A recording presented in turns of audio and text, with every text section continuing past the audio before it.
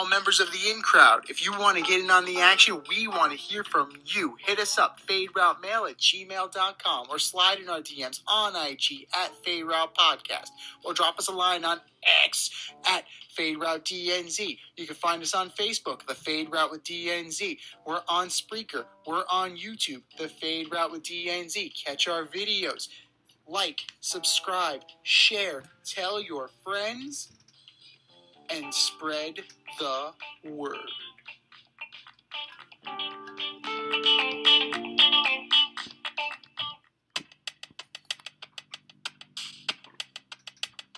Order up!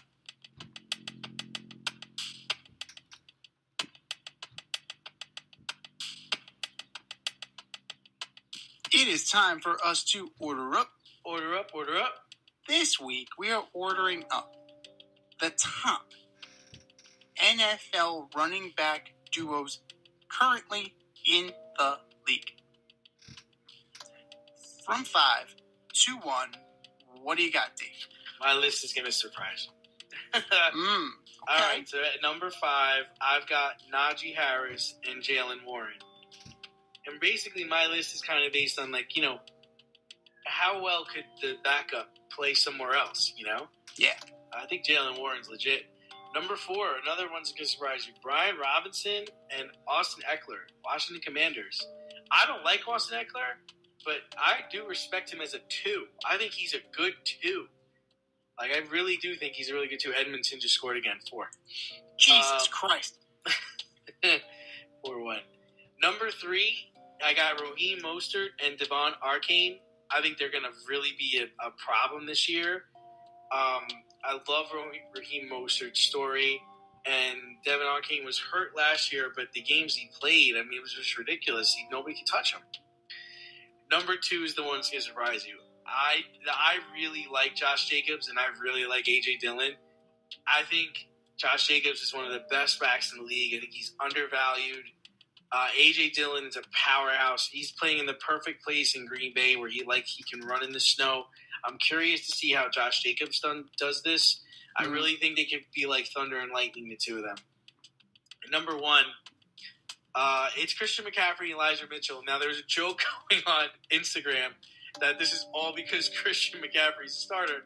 But no, Elijah Mitchell could start on a lot of teams in the NFL. Like, he's a really good running back. And I think he's really talented. Florida just came back with another goal. Woo! Yeah, it's the 99-1 theory with CMC and whoever his backup is. Yeah, someone's back there.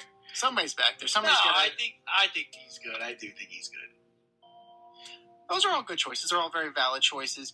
I'm more inclined to put the newer back tandems at the lower end of my top 5, just because we haven't seen them play yet, right? So Brian Robinson and Austin Eckler, they have potential to be a very good pair. On paper, it's a very good pair. Josh Jacobs and A.J. Dillon, a good pair on paper. And I think that both of those will translate to the field. I'm definitely a little bit more hesitant because I haven't seen it. But that being said, I'm willing to go with Brian Robinson and Austin Eckler at my 5. I've seen Austin Eckler. I like what Austin Eckler brings to the team. I've seen Brian Robinson. Brian Robinson's a very good running back. The two of them together should be very good. They'll move up the ranks if they're good enough. So, I'm there for it. Right there. Number 5. Cool. Number 4, I gotta go. And this is the 99-1 thing again, right? You have Bijan and Tyler Algier. The problem is that, now that Arthur Smith doesn't have Bijan the doghouse anymore. Bijan doesn't have naked pictures of Arthur Smith's wife or something. So he can be used more. He only had 214 carries, right? 976 yards, 8 TDs. Okay. He's a bell cow. He has potential to be a bell cow. Feed him. And Algier's good. Algier's a very good backup. He had 5 touchdowns last year. 683 yards. That's more than representative in this league. Bijan and Algier. Bijan and Algier. I like it. Number 4 for me. Number 3, Najee Harris and Jalen Warren. I don't know how they got left off the list in favor of Saquon Barkley and Kenneth Gainwell. Yeah, that's weird. That's really friggin' weird. Who else? Najee had 1,035 yards, 8 touchdowns. Jalen Warren had another 4. Like, both of these guys, combined, they have 2,000 rushing yards. Like, come on now. That's you're embarrassing yourself. You're absolutely embarrassing yourself if you don't include them on this running back tandem list. Number 2, David Montgomery and Jahmyr Gibbs for the Lions. Very good. Very good. Yes, that is very good. A combined 24 touchdowns. Forgot about those guys. They're young. Well, Gibbs is young. Montgomery, I don't know. Montgomery is, this was the first time in a while that I haven't, I haven't waited for Montgomery to get hurt. Because, I don't know if you remember this, rookie year, we were playing fantasy football. I took David Montgomery, and I fucking paid for it. I paid for it so bad, because this guy's going to be so good. Shit. Should have got a live chicken. But he's finally maturing into that back, and in this system, in this Ben Johnson system, they're thriving. They're shining. And number 1 for me, Devin A-Chain, Raheem Mostert, a combined 32 touchdowns last year. They're going to put the ball on the ground more. Yeah. They're going to run it more. I think the Dolphins are going to be legit, man. They do. I think so too. And they're really the only thing. They're really the only thing that's keeping the Jets out of contention, in my opinion. I don't know what the Bills are. Are you okay? Hear me out. Are you okay? Hear me out. What have the Bills done to excite you? I'm not excited.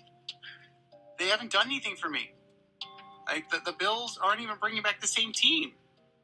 I recently heard that the Jets asked to not open at home this year. Well, that's not going to happen. And then Garrett Wilson changed his number from 17 to 5, and Zach Wilson's wearing 5 in Denver. What the fuck are you doing, man? I don't know. Well, he didn't take 2. He didn't take number 2. So there's something... No, they got to retire that. Yeah. They got to retire that. They got to burn that and piss they on gotta it. Just like Daniel Snyder, got to burn it and piss on it. That's great. I love that line. I got to start using it. But I gotta get a shirt that says that. Go to the FadeStoreDNZ.com. Burn and piss on it. But we agree the Patriots are last. The Bills, they haven't done anything that make me think that they're going to stay at the top of the division. So that leaves the Jets and the Dolphins. And the Dolphins are a better team than the Jets.